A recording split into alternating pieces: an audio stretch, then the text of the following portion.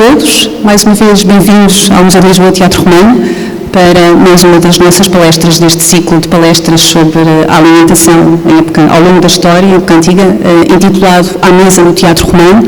Hoje é com muito prazer que temos aqui as nossas colegas investigadoras Cleia Detri e Ana Beatriz Santos, que nos vão falar, elas trabalham sobretudo na área da arqueologia, do estudo das faunas oriundas dos sítios arqueológicos, de vários trabalhos arqueológicos que decorrem não apenas aqui na cidade de Lisboa, mas também em muitos outros locais. Irão falar-nos hoje particularmente da informação que podemos recolher a partir dos estudos de faunas daqui, das intervenções efetuadas sobre a cidade romana do Licipo, mas também espero eu que nos possam dar um pouco umas dicas sobre, a partir desta informação tão específica dos ossos, o que é que podemos, como é que podemos depois conhecer mais sobre a dieta alimentar e sobre aquilo que era consumido na época romana, particularmente aqui na cidade de Licipo, e também sobre os circuitos, portanto, como é que e também sobre as faunas e os ambientes desta antiga cidade romana. Portanto, sem mais delongas, dou a palavra à Cleia e à Isabel, à Beatriz, perdão, e vamos então ouvir sobre os restos de animais em Licipo, o que nos contam os ossos de animais em Lisboa. Então, boa tarde. Vou começar por apresentar então aqui o nosso trabalho. Eu, a Beatriz e o Simon, então temos trabalhado na área da zooarqueologia, que é o estudo de restos de animais que são encontrados em contexto arqueológico, portanto estão sempre relacionados com a ocupação humana, e neste caso hoje vamos falar sobre os que foram encontrados na cidade de Lisboa no período romano, também todos em contextos do período romano, portanto de um período específico. A Beatriz tem agora uma bolsa de doutoramento precisamente para fazer este estudo dos restos de animais do Licipo. Nós também tivemos a sorte de ter o financiamento de um projeto financiado pela FCT, que é o B-Roman, que também a ideia é estudar mais ao nível da Lusitânia, portanto todos os sítios da Península Ibérica, da Lusitânia, do período romano, não só restos de animais, mas também restos de plantas. Isto só para enquadrar um bocadinho como é que nós viemos parar aqui, como é que viemos estudar estes restos. Então a Beatriz vai começar por falar os sítios que ela estudou, que é o que ela está a fazer para o doutoramento, e depois eu vou falar de alguns que eu estudei e depois também numa vertente mais geral do que é que os restos nos podem dizer sobre a alimentação em Licipo e não só, um bocadinho também sobre estes animais, o que é que eles andam a fazer. Ok? Então passo a palavra a Beatriz. Antes de mais, boa tarde a todos e vamos começar primeiro por apresentar a área que vai ser estudada, que é ao Licipo, não é? Aqui em Lisboa, e que ao longo dos anos foi sofrendo diversas intervenções que foram desvendando a ocupação romana, e os registros mais antigos dessa presença situam-se na colina do Castelo de São Jorge, onde se recolheram diversos vestígios do período romano republicano. Posteriormente, a cidade desenvolveu-se em costas, chegando até à zona ribeirinha. Entre os principais edifícios públicos identificados destacam-se o teatro e o criptopórtico da Rua da Prata, onde assentavam as termas portuárias. Muito importantes são também as diversas unidades de produção de preparados piscícolas que ocupam amplas áreas da atual Baixa Pombalina. A necrópole noroeste do Licipo, que situa-se aqui, na atual Bassa da Figueira, localizava-se junto a um dos principais eixos viários de saída da cidade. Mais difícil de determinar com exatidão é o traçado da muralha, que não se conhece em toda a sua extensão, apesar de já se terem sido identificados diversos troços nos antigos armazéns Sommer e na Casa dos Bicos. A importância da cidade, enquanto principal porto de abastecimento da capital província Augusta Emérita, é evidenciada pela qualidade, diversidade e quantidade de bens alimentares transportados em ânforas. Não foi possível ainda determinar com detalhe o traçado da linha de costa da antiguidade. Contudo, a dinâmica da ampla frente ribeirinha encontra um bom testemunho no sítio do Banco de Portugal. Está aqui. Mais ou menos aqui. Do sítio do Banco de Portugal.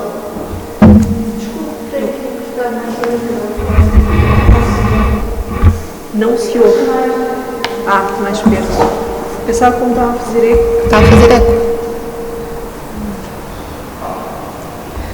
Os estudos arqueológicos são ainda escassos e resultam maioritariamente de escavações de caráter preventivo, não permitindo ter uma perspectiva geral da economia doméstica da cidade romana.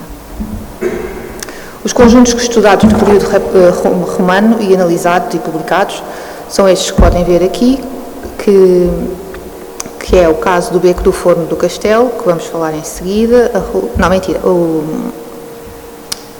Beco do Forno do Castelo, a Rua de São Mamed, o Teatro Romano, o Núcleo Arqueológico da Rua dos Correiros, o Criptopórtico da Rua da Prata, o Banco de Portugal, a Casa do Governador já é na zona do Belém, que já não enquadra a zona de cidade, mais ou menos já fica exterior à cidade, e a Praça da Figueira.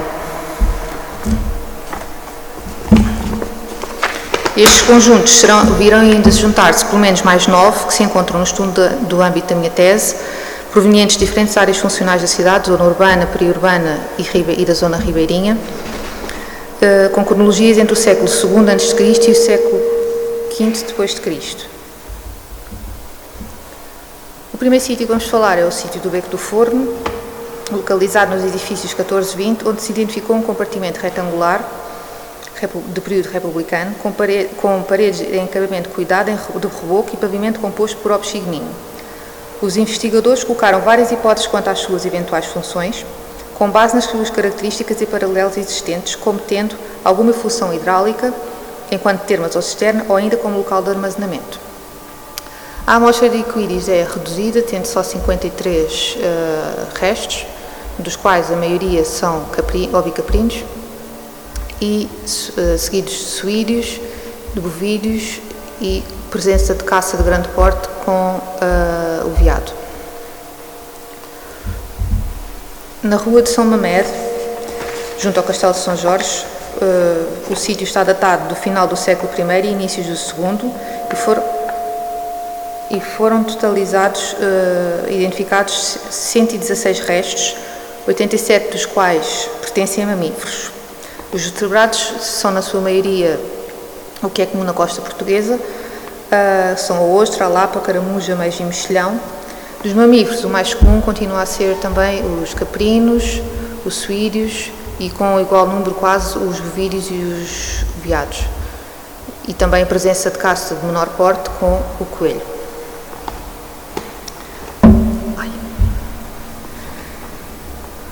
No centro de Lisboa decorreram escavações nos edifícios da Rua da Prata, número 51, e na Rua de São Julião, número 106, que assentam na parte do criptopórtico da Rua da Prata. Estas escavações foram dirigidas por Ana Caessa, Cristina Nosa e Nuno Mota. O conjunto faunístico é proveniente de várias sondagens, inclusive de uma cloaca, e está datado entre o século III, fase de abandono da cloaca, e o século IV e V. É composto por vertebrados e invertebrados. Os primeiros registram, como vemos aqui, são a maioria também caprinos, bovídeos, suídeos e, com menor número, a caça de grande porte. Contudo, também há a presença de restos de equídeos, gato, lontra e restos de ave, sendo a mais frequente a galinha, mas também se encontram vestígios de corvo comum e tordo.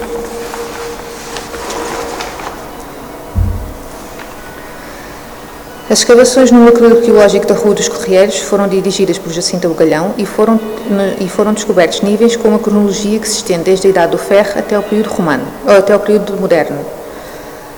O conjunto osteológico romano foi maioritariamente recuperado nos níveis de abandono, datando entre os finais do século III e V. Os materiais estudados provêm do interior dos tanques onde seriam produzidos preparados de peixe. Sílvia Valenzuela Lamas analisou os mamíferos e as aves, sendo que a grande maioria dos restos provém dos níveis de abandono, não refletindo por isso a dieta das pessoas que utilizavam o sítio durante a sua atividade, mas sim na fase já de reutilização do espaço. Assim sendo, temos uma maioria de restos de caprinos, de bovídeos, de suídeos e, em menor número, bovídeos e também elementos de caça de grande porte e de menor porte. Registra-se ainda um número relativamente elevado de restos de cão Estes correspondem pelo menos a 3 indivíduos que provavelmente morreram ou foram despejados naquele contexto de lixeira. O sítio da Casa do Governador, em Belém, foi escavado pela empresa Era Arqueologia e teve um projeto financiado pela FCT, através do qual foi realizado o estudo de materiais recuperados. Neste contexto foram encontrados os restos de mamíferos e aves estudados por Silvia Valenzuela Lamas. O conjunto recuperado é de reduzida dimensão, tendo 112 elementos, e tal como no NARC, o conjunto provém dos níveis tardios de abandono da fábrica de preparados de peixe, numa altura em que estas estruturas já eram preenchidas com o lixo doméstico. Assim, o pequeno conjunto é dominado mais uma vez pela ovelha e cabra, restos de vaca e porco. Ao contrário dos outros sítios romanos, não apresenta restos de veado e a caça pode observar-se apenas com a presença de coelho. A diversidade de outras espécies é reduzida, identificando-se apenas o cão e os equídeos. Pronto, agora... tentar não furar os tímpanos a ninguém, está bem? Até aproveito para referir, como viram, os últimos 2 sítios foram estudados pela Silvia Valenzuela Lamas, que também faz parte do nosso projeto. Ela foi pós-doc na Uniarc também e continua a colaborar connosco. Agora vive em Barcelona, mas continuamos a colaborar e a trabalhar nestes assuntos. Em relação ao Banco de Portugal, já foi um estudo que um sítio que até o momento fui eu que estudei, mas a Beatriz vai continuar a estudar. É um sítio que tem ocupação desde o período romano até o século XIX. É um museu do dinheiro, que tem um museu visitável, não sei se já foram ver, se puderem visitar vale a pena. Tem inclusive lá esta cabeça de cavalo exposta e com uma reconstrução até do cavalo nas galerias subterrâneas junto à muralha, aos vestígios da muralha. E é precisamente um equídeo da época romana. Nós até tentámos extrair ADN, mas não conseguimos. Portanto, porquê? Porque estes contextos do período romano no Banco de Portugal estavam debaixo de água na altura que foram depositados. No período romano não estaria associado, portanto, são lixos que foram deitados para a água, para se desfazerem, não é? São restos alimentares, na sua maioria foram ali despejados. E estava, como a Beatriz já disse, fora já do âmbito do centro da cidade romana, mas relacionada em princípio com alguma ocupação ali junto à costa ou alguma espécie de um porto, alguma coisa que estaria ali. De facto, então, no período romano, os restos que nós estudamos até agora permitem ver que, novamente, a ovelha e a cabra são os mais frequentes, a seguir, neste caso, o porco, com valores muito semelhantes à vaca, e algum veado e pouco coelho. Para além disso, também temos a presença de gato, de cão e de alguns equídeos, isto quer dizer que podemos ter cavalo ou burro. Eles às vezes nos ossos são difíceis de distinguir. E no caso deste crânio, sabemos mesmo que conseguimos identificar que é um cavalo. Então, sítio seguinte, para vermos os sítios então daqui do Licipo, o teatro romano já foi estudado pelo Simon Davies, são pequenas, portanto isto é o conjunto de vários elementos à volta do teatro romano, são muito poucos restos, está bem, é muito pouco significativo, mas de facto a maioria outra vez de ovelha e cabra, alguns restos de bovinos e um veado. E é um aglomerado de coisas desde o século I a IV, portanto, como veem, pode retratar uma grande diversidade de contextos, mas conseguimos ver a mesma tendência da maioria dos restos, são espécies domésticas. Agora, para referir um último contexto, portanto, isto para fechar todos os estudos zooarqueológicos, ou seja, sobre animais deste período em Licipo, e para fechar temos sobre 4 esqueletos de cães, portanto, não fazem parte da alimentação, são esqueletos completos, ou seja, ninguém estão em conexão anatómica, porque alguém os depositou inteiros, portanto, não foram consumidos, está bem, mas para dar uma ideia, já que estamos a falar de animais, também estes contextos muito engraçados, foram encontrados numa escavação na Praça da Figueira, dirigida pelo Rodrigo Banha da Silva, estão publicados neste artigo, e são 2 Este aqui é um enterramento claramente intencional, depositado dentro desta estrutura pétrea, que vem aqui a forma, está bem? Este aqui. Este aqui também é uma estrutura funerária intencional para depositar aquele cão, associada a um enterramento humano também, portanto há uma intencionalidade de enterrar. Já este animal foi depositado num poço, portanto provavelmente descartado, é costume, portanto, deixar animais deitar para o poço, quando não se quer ter sequer o trabalho de fazer um buraco, descarta-se, por exemplo, em poços. Aqui, este elemento aqui foi depositado num aterro, ou seja, está misturado quando foram aterrar para fazer aquela estrada. Portanto, ele está num sedimento, portanto, não é um contexto funerário intencional. Portanto, temos aqui uma mistura de duas coisas de casos intencionais, não é? De enterramentos intencionais e de descarte. É um bocadinho o que acontece hoje, não é?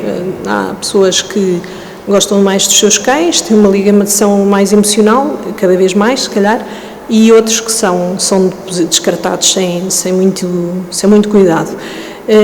Aqui também a maioria 3 são machos, portanto têm um osso. Como é que nós identificamos se era macho ou não? Porque tem um osso que é o báculo, que é um osso do pênis, portanto só aparece nos machos. Portanto temos 3 machos e um não adulto que não sabemos se era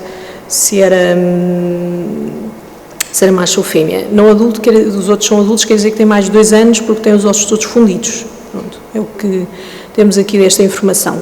Nenhum tinha marcas de corte realmente temos 2 casos de alguma ligação afetiva. De facto, no período romano também vemos uma maior diversidade de tamanhos nos cães e há mais seleção artificial. Temos pela primeira vez cães muito pequeninos e cães muito grandes. Mas pronto, como não comiam muitos cães e ainda não temos muita informação sobre isso em Lisboa, vamos voltar a falar do que é que se comia. Portanto, aqui então, agora para dar uma perspectiva mais geral dos sítios que nós estivemos a ver e realmente a Beatriz está um bocadinho a mais, já fez muito trabalho, como podemos ver, são sempre contextos muito espalhados, muito complexos, muito diferentes, não é? De cronologias diferentes, de sítios diferentes, podem contar coisas diferentes, mas nós já podemos perceber o que vimos nos gráficos anteriores que a maioria dos restos realmente vem de espécies domésticas. Espécies domésticas que é a vaca, ovelha, cabra e porco. Porco, na verdade, alguns serão javali. Tanto o porco como o javali e a ovelha cabra são difíceis de distinguir nos ossos. Portanto, nós não conseguimos distinguir todos os ossos, temos algumas dificuldades. Mas sabemos que a maioria dos suídeos são de facto porco e aqui a ovelha e cabra há de estar mais ou menos equilibrado, portanto varia um bocadinho, mas está mais ou menos equilibrado. Mas o que nós podemos ver então é que realmente desde o Neolítico, ou seja, desde a domesticação destes animais, que em quase todos os sítios, nomeadamente em Portugal, os sítios da minha experiência, o mais comum são estas espécies domésticas. Nós, desde que os domesticamos, é destes que nós dependemos. O que vai variando um bocadinho é se há mais caça de grande porte, de veado ou de javali, se há mais caça de menor porte, nomeadamente de coelho ou de perdiz, mas na verdade nós dependemos essencialmente destas espécies. O que é que há diferente? No período romano realmente vemos um bocado mais de caça, mas vamos ver a seguir, e alguma variação em relação a estas 4 espécies que se vêem aqui. Mas, mais uma vez, na Península Ibérica parece que há uma preferência sempre a ovelha e a cabra, mas isso até nem é só no período romano, estende-se por mais períodos, provavelmente são espécies que se adaptam melhor ao nosso clima, são mais fáceis de tratar, não é? São animais mais pequenos, mais fáceis de manter, mas e realmente o que é que este gráfico mostra? Portanto, se os dados estiverem mais encostados a ovelha, como estão, e cabra, quer dizer que tem mais ovelha e cabra. Normalmente é a maior parte dos restos e realmente a maioria deles têm tendência, estes são os sítios do Licipo que estivemos a falar, uns mais de fora, este Monte de Castelinhos é a Vila Franca de Xira, Chibanes é em Setúbal e eu acho que são os únicos 2 exemplos, e o Creiros, exato, que também é em Setúbal, na Rábida.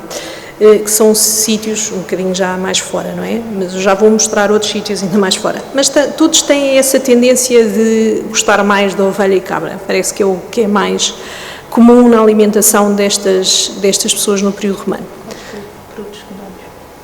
Sim, também tem, exatamente, desculpa, sim. E tem a questão da lã e do leite, que também interessa, obviamente, não é? Também é muito, muito relevante. Aqui eu junto também, para termos um bocadinho mais para vermos coisas diferentes, que não é assim em toda a Lusitânia, ou no período romano, nomeadamente, por exemplo, em sítios como Mérida, que é a capital da Lusitânia nesta altura, eles dependem muito mais de vaca, sobretudo no início, no século I e II, depois desce um bocadinho, não é? Tendência. E a Maia, que também é um sítio que é em Marvão, também é um sítio visitável, muito bonito, e também dependem muito mais de gado bovino. E é uma cidade de fundação romana também, portanto não tem ocupação indígena. E Conímbriga também tem um bocadinho mais de restos de vaca do que, por exemplo, em Lisipo. O que é que estas cidades têm de diferente?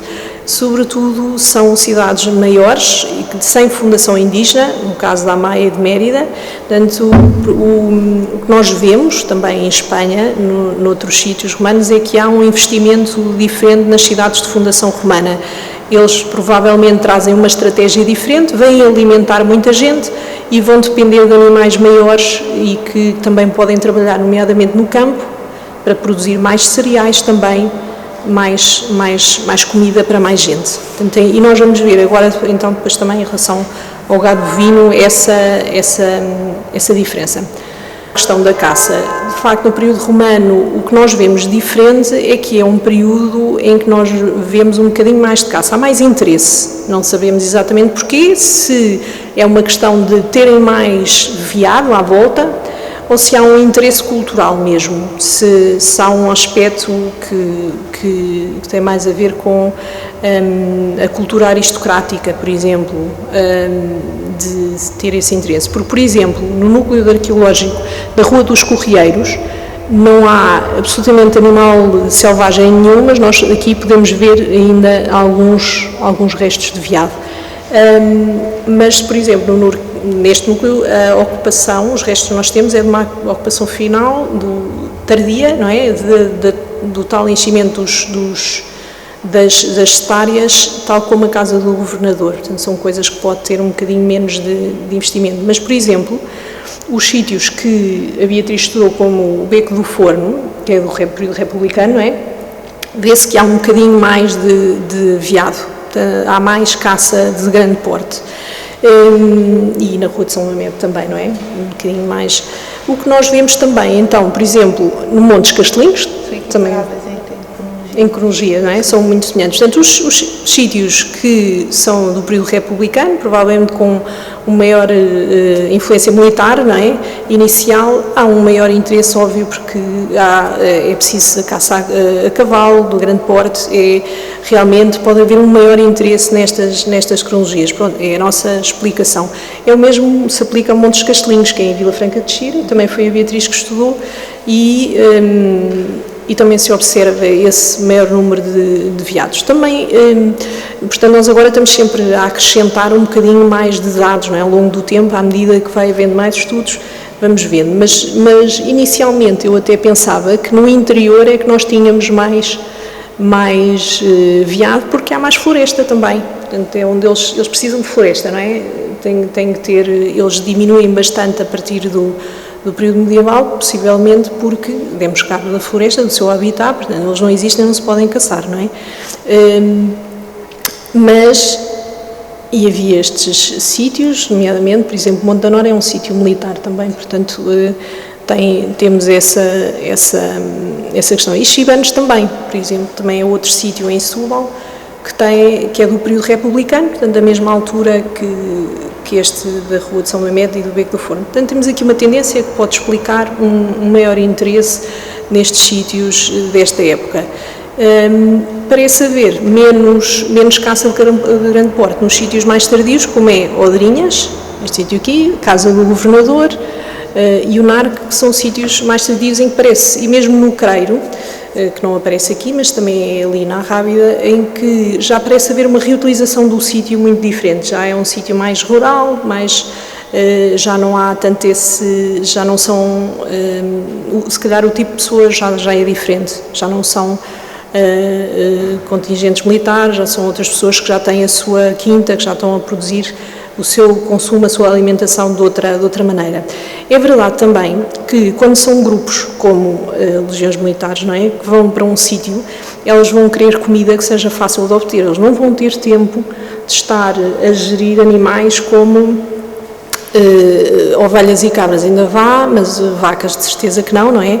Portanto, isso são sempre animais relacionados com coisas mais estáveis, conjuntos maiores de pessoas.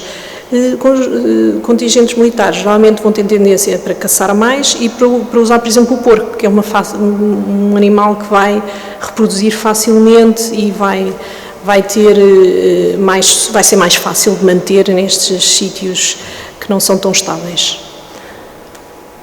Outra coisa que nós passamos muito tempo a ver, não é? É medir ossos. Tiramos mais alguma informação. E então, uma das coisas que nós fazemos é neste caso, as medidas dos veados, do astragal. Aqui até é um gráfico feito pelo Simon, em que nós podemos ver o que é que nós vemos aqui. Às vezes vemos uma tendência, não é, de diminuição de tamanho destes veados e de subida de tamanho nesta altura. Mas aqui parece que temos uma diminuição de tamanho precisamente no período romano em Lisipo. O que é que isto às vezes quer dizer? Estas alterações de tamanho nos animais pode estar relacionado com o clima. Os animais maiores geralmente são melhor adaptados a climas mais frios, os animais mais pequenos a climas mais quentes. Como estamos, por exemplo, atualmente a ter um clima mais quente, os animais têm tendência a ficar mais pequenos para perderem melhor o calor. É uma adaptação recorrente ao longo de sempre. Também podem diminuir o tamanho devido à pressão humana. Também é uma das razões que nós achamos que no Mesolítico há uma diminuição de tamanho. E depois, como há domesticação, portanto, Mesolítico são caçadores coletores, mas como há domesticação, eles depois deixam de ter tanta pressão humana na sua caça e então há um relaxamento desse tamanho, voltam ao seu tamanho normal. Aqui nós vemos aqui os veados que ele tem de vários sítios no período romano, mais interiores, e temos aqui as medidas dos veados em Lisipo, nomeadamente da Rua de São Mamed, do Banco de Portugal e do Teatro Romano, é onde nós calhou termos estes astrágalos de veado. E eles parecem todos ser mais pequenos, parecem estar a ter problemas com a pressão humana destes grupos que estão a caçarem na região de Lisboa. Nós vamos precisar de mais dados para confirmar isto, não é? Para ter a certeza que é uma tendência geral e não uma sorte ou um acaso.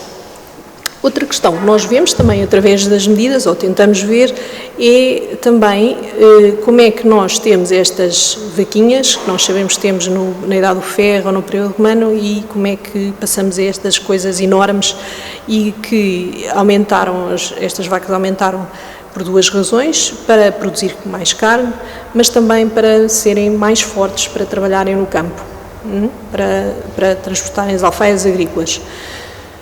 Dá duas razões. O Simon, que não está cá hoje, já fez muito trabalho nessa matéria e mostrou que, em princípio, a grande melhoria de tamanho só acontece no século XV. Portanto, só temos este aumento de tamanho, usando os ossos, no século XV. Porquê?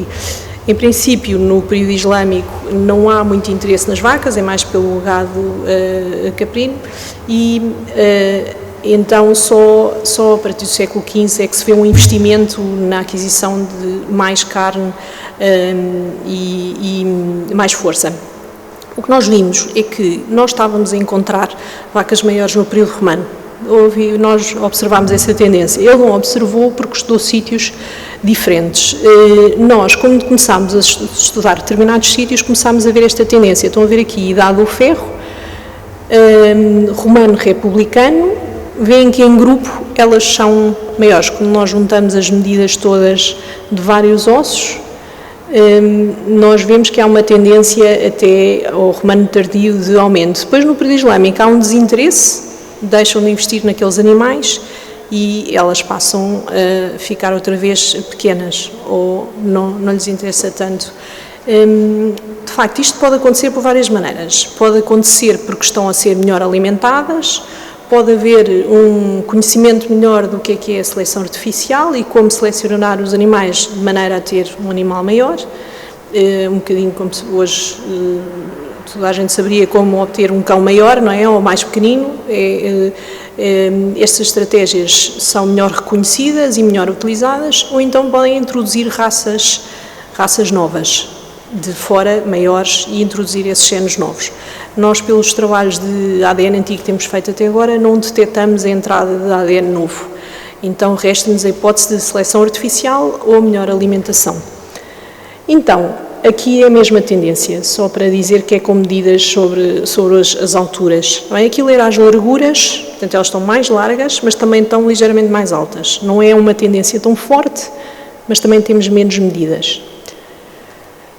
Aqui, se calhar não se vê assim tão bem, mas o que é que eu quero mostrar melhor? Estão a ver estes azulinhos. O que é que eu quero mostrar com este gráfico? E de onde é que veio esse aumento também? Primeiro, de onde é que estão essas vacas grandes? Não é? Elas não estão em todo o lado, por isso é que o Simon não as encontra antes.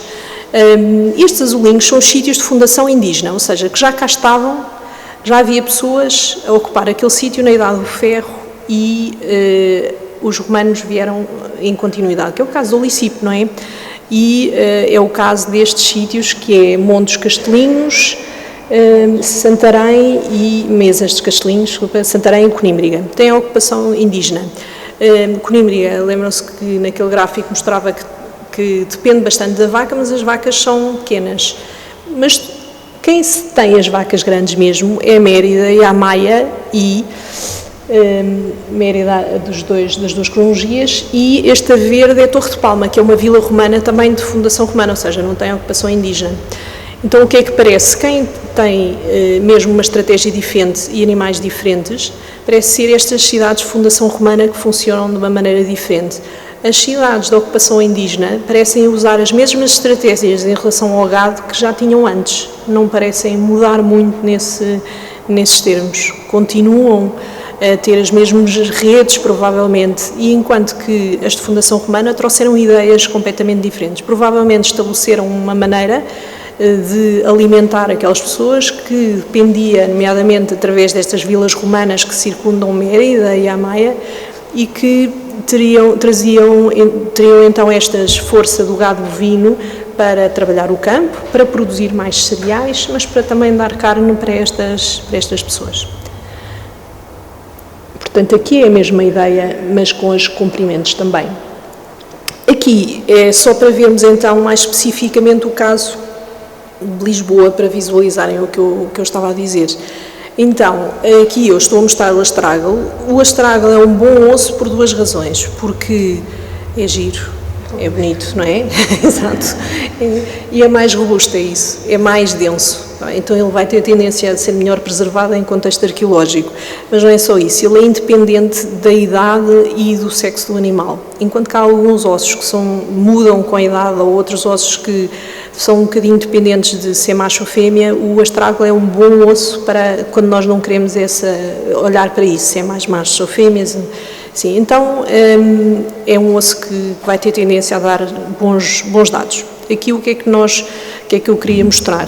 Os que estão a corzinha são os nossos daqui de Olicipo, mas o que nós podemos ver aqui, o que eu queria que vocês vissem, estão a ver estas bolinhas cinzentas de Santarém, que é uma cidade, portanto, isto é tudo do período romano, também tudo medidas do período romano, mas que de Santarém já tem ocupação indígena.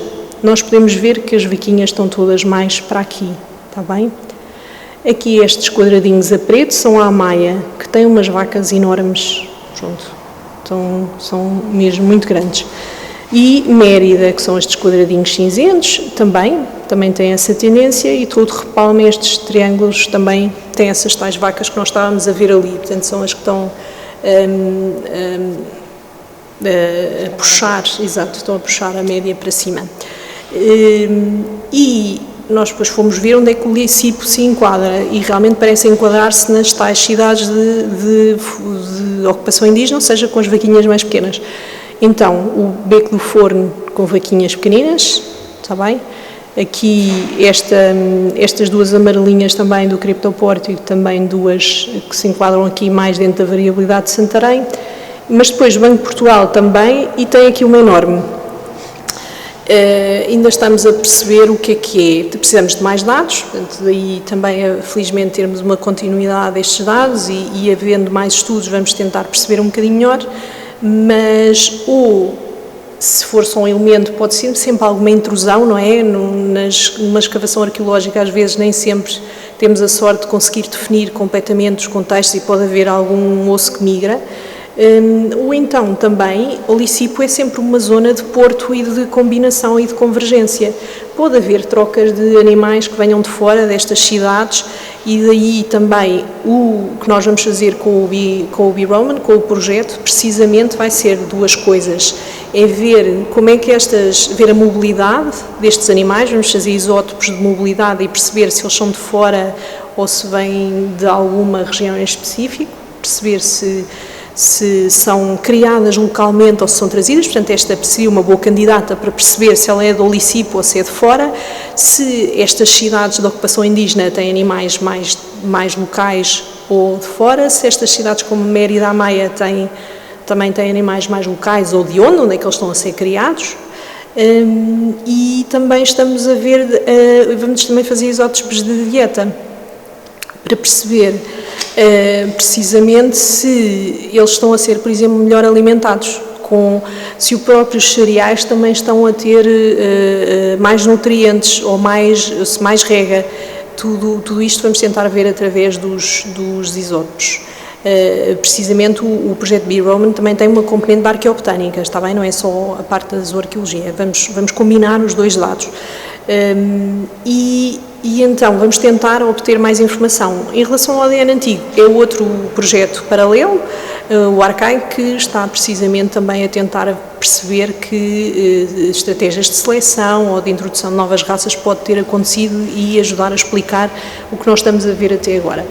Portanto, o objetivo no futuro é então a Beatriz estudar mais sítios, os que nós conhecemos e temos disponíveis até agora, mas estamos interessados basicamente em tudo o que nos queiram dar, sim, tudo que tenha um contexto fiável, não é? Obviamente, bem escavado, nomeadamente na Rua da Prata, na Rua Nova do Almada, não é? Antigos, os armazéns Somar, que é uma escavação muito grande, é muito material, portanto estamos com muita esperança nesses materiais.